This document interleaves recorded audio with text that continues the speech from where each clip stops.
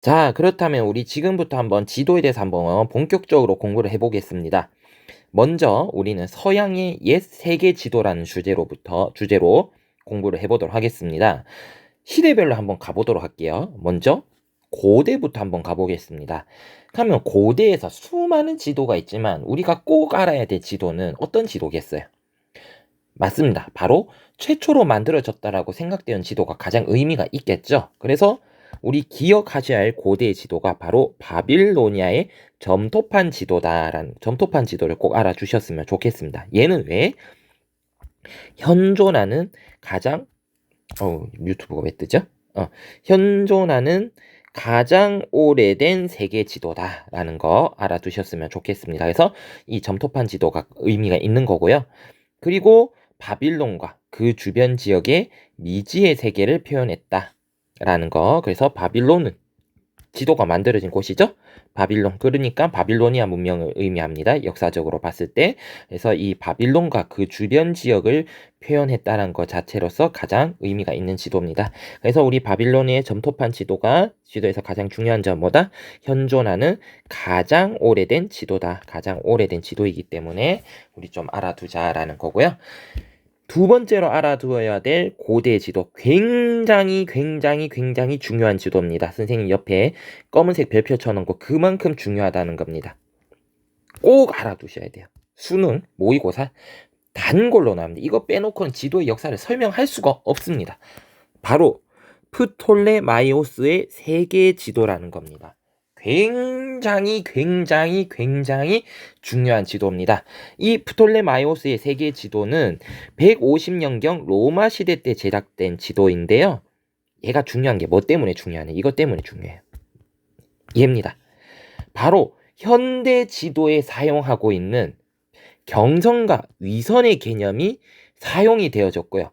그리고 투영법이라는 게 사용이 되어졌습니다. 그래서 이거 굉장히 중요하죠. 현대 지도에서 가장 중요한 거 경선과 위선이죠. 경선 어떤 거 지도상에 보면 세로선을 우리 뭐라 부르죠?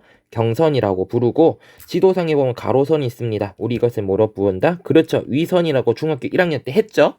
중학교 1학년 때 배웠는데 이 경선과 위선을 최초로 사용한 게 누구냐? 이 프톨레마이오스의 세계 지도에 표현이 되어져 있다라는 거예요. 그래서 중요합니다. 경선과 위선의 개념이 사용이 되어졌고 그리고 투영법이라는 개념이 사용이 되어졌는데 이 투영법 아래를 한번 볼까요? 투영법이란 건 무엇이냐면 지구를 구체로 동그라미로 인식했다는 거죠. 구체로 인식하고 경위성망을 설정하였으며 이를 평면에 투영하는 과학적인 방법입니다. 그러니까 무엇이냐? 이 투영법이 사용된 건 무엇이냐? 무엇을 의미한다? 지구가 이미 둥글다라는 사실을 알고 있었고 이 사람들은 이 둥근 지구를 어떻게 평면에 표현을 해야겠죠. 그래서 둥근 지도를 평면인 지도에 표현하는 방법을 우리 투영법이라고 불러요. 이제 여러분들이 만약에 지도에 대해서 조금 더 전공을 하신다면 투영법의 방법 여러 가지가 있는데요. 우리는 지금 투영법이라는 용어만 알아두시면 좋을 것 같아요. 그래서 이 둥근 지도를 평면에 그리는 방법인데 이거를 투영법이라고 부릅니다. 그래서 현대적인 방식의 투영법이 이미 고대 그리스 시절부터 사용이 되어졌다는 거죠. 아래 한번 보도록 하겠습니다. 그래서 프톨레마이오스의 세계지도 한번 보도록 할게요. 지금 흑백이라서 잘 보이지는 않지만 지금 보시면 이렇게 격자선이 보입니다. 이게 무슨 선일까요? 그렇죠. 위선이 사용되어지고 있고요. 그리고 지도에 보니까 무슨 선도 사용되어지고 있어? 그렇죠. 이렇게 경선이 사용이 되어져 있는데 얘들이 그래서 경선과 위선이 사용이 되어지고 있고 얘들이 보니까 지금 어떤 식으로 되어 있어? 그렇죠. 원이 일직선이 아니라 휘어진 형태잖아요. 선이 휘어진 형태잖아요. 이 휘어진 형태로 그려져 있다. 휘어진 형태로 경선과 위선이 그려져 있다. 그럼 이것은 무엇을 의미한다? 그렇지. 바로 얘들이 무엇을 의미하고 있었다? 지구는 구체다. 지구가 잠시만요. 지구가 구체다. 지구 구체설이라고 부르죠. 이 당시 지구 구체론이라고 부르죠. 설은 그러니까 지구 구체론, 그러니까 지구가 동그랗다는 것을 이미 알고 있었기 때문에 이 고대 사람들은 프톨레마이오스 세계 지도에서는 경선과 위선을 곡선으로 표현합니다. 그래서 이미 지구에 관한 해박한 지식을 알고 있었다라는 하나의 증거로서 이제 이 프톨레마이오스의 세계 지도가 굉장히 의미가 있습니다. 그래서 프톨레마이오스의 가장 큰 특징에 대해서 한번 살펴봤고요. 요거 프톨레마이오스에 대해 지도에 대해서는 우리 학습지를 통해서 우리 수업 시간에 조금 더 구체적으로 알아보도록 할 거예요. 자, 그렇다면 우리 두 가지 지도를 살펴봤습니다. 하면 이제 중세로 한번 넘어가 보도록 할게요. 중세도 굉장히 시험 문제에 나오는데요. 중세의 가장 큰 특징이라고 한다면 요런 특징이 있습니다. 첫 번째, 종교적 세계관. 지도에 종교적 세계관이 많이 담겨져 있다라는 거 알아두시면 좋겠습니다. 그리고 중세 후기를 들면서 여러 지역과의 교류가 늘어나게 되거든요. 특히 육로가 아닌 해로를 이용한 그 무역이 굉장히 많이 늘어나게 됩니다. 이 메인 무대가 어디냐? 바로 지중해거든요. 지중해를 통한 해상 무역이 늘어나게 되면서 그럼 당연히 배를 운항하기 위한 지도가 필요하겠죠? 그러한 지도인 해도 제작이 활성화됩니다. 해도, 그러니까 쉽게 말하면 이 해도는 바로 항해용 지도라고 보시면 되겠어요. 항해용 지도가 활성화가 되어집니다. 그래서 이런 특징을 알고 보시면 되겠는데, 중세 가장 큰 특징입니다. 종교적 세계관이 담긴 지도들이 만들어졌는데 한번 살펴보도록 하겠습니다. 또 옆에 검은 별 나와 있는데요. 그만큼 중요하다는 얘기겠죠. 첫 번째, TO 지도입니다. 이놈도 굉장히 중요해요. TO 지도. 왜 TO 지도라면 이 전체 모형을 알파벳 T와 알파벳 O 형태로 그렸다 해가지고 TO 지도라고 부르거든요. 얘는요, 지도의 중심에 뭐를 표현했다? 예루살렘이 위치합니다. 중심에 어디가 위치했다? 예루살렘이 위치했다. 이 예루살렘, 우리 뒤에 가서 배우겠지만 이 예루살렘은 바로 그리스도교의 메인 성지죠. 그리스도교의 성지입니다. 가장 중요한 공간이에요. 그렇기 때문에 지도의 중심에 그리스도교의 중심지인 예루살렘을 그렸다. 이거는 무슨 세계관을 반영한다? 바로 그리스도교 세계관을 반영한다라는 거 굉장히 중요합니다. 그리스도교 세계관을 반영하고 있다. 그리고 이 지도도 좀 특이해요. 이게 종교적 세계관을 반영한 거기 때문에 지도의 위쪽이 북쪽이 아닙니다. 뭐냐? TO 지도에서는 위쪽이 대부분 동쪽이에요. 이 중요해요. 위쪽이 무슨 쪽? 동쪽이고 그 위에 무엇을 했냐면 에덴 동산이 표시가 되어 있습니다. 그래서 이런 말이 있죠. 혹시 교회 다니는지 성당 다니시는 분들은 에덴의 동쪽이다란 말이 있어요. 그래서 옛날 그 그리스도교의 경전을 성경이라고 부르면 이게 에덴 동산이 동쪽 끝에 있다. 이런 식으로 표현이 되어 있습니다. 그렇기 때문에 에덴 동산은 신이 만든 이제 하나의 그 천국의 이런 곳인데, 이러한 곳이 동쪽 끝에 있으니까 가장 중요하겠죠. 그러니까 어떻게 이렇게 동쪽에 만들면 안 되니까 이걸 위로 돌려가지고 지도 위쪽에 상징적으로 표현했습니다. 왜냐? 위에 있는 것은 해석적으로 이게 지도를 해석하는 과정에서 보면 이게 조금 더 깊게 들어가는 거 내가 수업 시간에 설명해 줄게요. 너무 길어질 것 같아서. 그래서 지도의 위쪽이 동쪽에 있다. 그리고 그 위에 에덴 동산이 표현이 되어 있다라는 거 알아두시면 좋겠습니다. 그래서 TO 지도 대표적으로 보겠습니다. TO 지도. 그러면 O는 어디서 튀어나왔냐? O는 바로 요렇게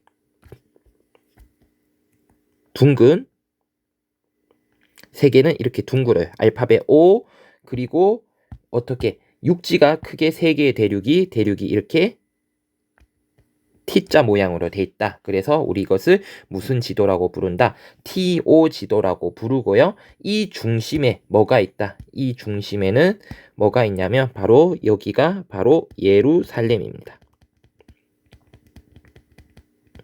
예루살렘이 있고 지도 위쪽을 보면 지금 패러다이스라고 되어 있어. 파라다이스라고 되어 있어요. 여기가 가면 여기가 무슨 쪽이다. 패러다이스가 있으니까 여기가 북쪽이 아니라 무슨 쪽? 동쪽이다. 지도의 위쪽은 동쪽이다.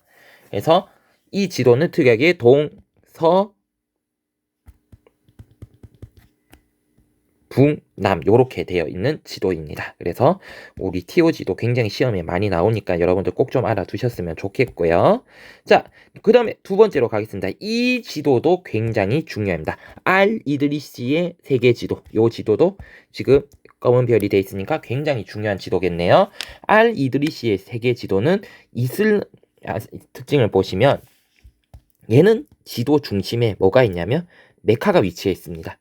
중심에 메카가 있다. 메카는 무슨 교의 성지다? 바로 이슬람교의 성지입니다. 그래서 이슬람 교도들은 일생에 한번 메카를 순례하는 것이 이슬람 율법으로 정해져 있어요. 이슬람교 교리 중에 하나입니다. 그러면 메카가 위치해 있다. 그러면 당연히 무슨 교회 세계관이 반영이 된 거다? 바로 이슬람교의 세계관이 반영된 거다. 매우 중요하겠죠? 이슬람교의 세계관이 반영된 지도고요. 자, 우리 TO 지도는 아까 지도 위쪽이 무슨 쪽이라 했어? 지도 위쪽이 동쪽이라 했죠. 얘는요, 지도 위쪽이 남쪽입니다. 위쪽이 남쪽이에요. 요거 꼭 알아두세요. 지도 위쪽은 무슨 쪽? 남쪽이다. 라는 거 알아두시고요. 근데 얘는 나름 이슬람은요, 이슬람 세계가 이러한 지식적인 확장을 이제 굉장히 많이 하는데요. 혹시 뭐 세계사라든지 조금 공부해 보신 분들은 알겠지만 이슬람교의 당시 중세 시대 때 과학 기술력이란 이런 것들을 보면 유럽보다는 이슬람이 훨씬 더 발달을 했어요. 왜 이슬람이 이렇게 발달할 수가 있었냐면 이슬람 세계는 고대 그리스부터 내려오던 헬레니즘의 이러한 다양한 지식들을 그대로 전파를 받아서 전수를 받아서 나름대로 발전을 시킵니다. 그래서 이 지도도 이슬람교적인 이런 세계관이 반영이 되어 있지만 그 기본 이념에는 프톨레마이오스의 세계 지도와 그리고 이슬람 문명의 광범위한 지리 지식을 토대로 만들어졌다라는 거 꼭 좀 알아두셨으면 좋겠습니다. 그래서 얘는 프톨레마이오스의 세계 지도 그리고 이슬람 문명의 광범위한 지리 지식을 토대로 만들어졌다라는 거 알아두셨으면 좋겠습니다. 한번 지도 한번 구경해 볼까요? 요렇게 생긴 지도입니다. 자, 알 이드리시의 세계 지도인데요. 얘는 지도 중심에 지금 뒤집혀 있죠? 그래서 여기가 아라비아 반도예요. 여기가 아라비아 반도고 요 중간에 어디냐? 여기에 바로 뭐가 있다? 메카가 존재를 합니다. 메카가 존재를 하고요. 얘는 특징이 있다 했죠? 그렇죠. 지도의 위쪽이 무슨 쪽이다? 지도의 위쪽이 남쪽, 북, 서, 동으로 표시가 되어 있습니다. 이게 남쪽으로 간 것도 이유가 있는데 이거는 선생님이 수업 시간 때 조금 더 자세하게 설명해 드리도록 하겠습니다. 그래서 우리 이드리시의 세계 지도부까지 봤었고요. 이제 뒤로 한번 넘어가 보겠습니다. 중세 후기에는 이제 본격적으로 다른 지역과의 교류가 늘어나기 시작합니다. 그러면서 특히 해상 교역이 많이 늘어나기 시작을 하는데요. 그래서 해도가 많이 발달을 합니다. 그 중에서 대표적인 해도가 포르톨리노라고 되어 있는 오타입니다. 포르톨라노의 해도라고 불리는 지도입니다. 가장 많이 사용이 되어졌대요. 그래서 13세기 유럽에서 제작한 무슨 지도다? 항해용 지도다라는 거 꼭 좀 알아두시기 바랍니다. 유럽에서 만들어진 항해용 지도다. 그래서 항해의 목적에 맞기 때문에 이 지도는 어떤 정보를 많이 담고 있냐? 특히 항구 도시들을 자세하게 표현했다는 거죠. 왜? 당연하겠지. 왜? 배를 대야 되잖아요. 배의 목적지는 어디란 거야? 항구겠죠. 그러니까 이 항구들을 굉장히 정밀하게 육지보다 항구에 있는 도시들을 더욱 정밀하게 세세하게 담았다는 특징이 있습니다. 그리고 배가 운항을 하기 위해서 어떻게 그렸냐면 이쪽 특징인데요. 배가 운항하기 위해서 배가 가장 효율적으로 운항을 하기 위해서는 어떻게 가는 게 좋겠어? 그렇죠. 바로 직진으로 가는 게, 최대한 핸들을 트지 않고 곡선으로 가는 것보다는 직진으로 가는 게 가장 효율적이죠. 그래서 항해 요충지마다 나침반의 방향을 알려주는 방사상의 선이 직선으로 표현이 되어 있습니다. 이 나침반 방향을 무슨 선으로 했다? 직선으로 표현했다. 그래서 얘를 쭉 따라가면 된다라고 이렇게 표현한 거야. 그래서 포르토나노해도 자세히 보시면 이렇게 되어 있어요. 선생님 직선하면 요 지역에서 요 지역으로 가면 요 방향으로 한 1시 방향으로 이렇게 직진으로 가면 된다. 또는 여기에서 이렇게 가려면 뭐 11시 방향으로 이렇게 직진으로 가면 된다. 요런 식으로 선을 직선으로 요 지역 가기 위해서 가장 최단거리 지점을 직선으로 표현해 놓습니다. 그래서 이러한 특징을 가진 지도가 바로 포르토나노 해도다. 그래서 항해용으로 만들어졌다라는 거 여러분들 알아두셨으면 좋겠습니다. 넘어가도록 할게요. 이제 근대로 넘어가겠습니다.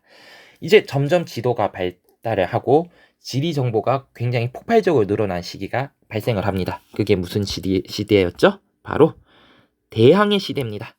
대항해 시대의 용어 우리 꼭 알아둬야겠죠? 항해를 통해서 지리 정보가 엄청나게 크게 발달을 하는 시기입니다. 그래서 콜럼버스가 신대륙을 발견했고요. 1492년에 마젤란이 세계 일주를 합니다. 그로 인해서 무슨 지식이 확대됐다? 사람들의 지리 지식이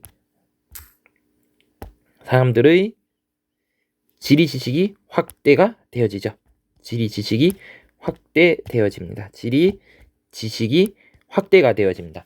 그래서 특히 이 대항해 시대를 거치면서 새로운 미지의 세계를 발견하게 되고, 해서 지도에 아메리카 등의 무슨 대륙, 신대륙을 표현하기 시작을 합니다. 그럼 그 전까지 아메리카 대륙이라든지 오세아니아 대륙은 등장하지 않았는데, 이 이후로 여기 새로운 신대륙을 발견하고 나서, 그래서 이러한 신대륙을 최초로 표현하기 시작을 했습니다. 그리고 이 당시에 인쇄술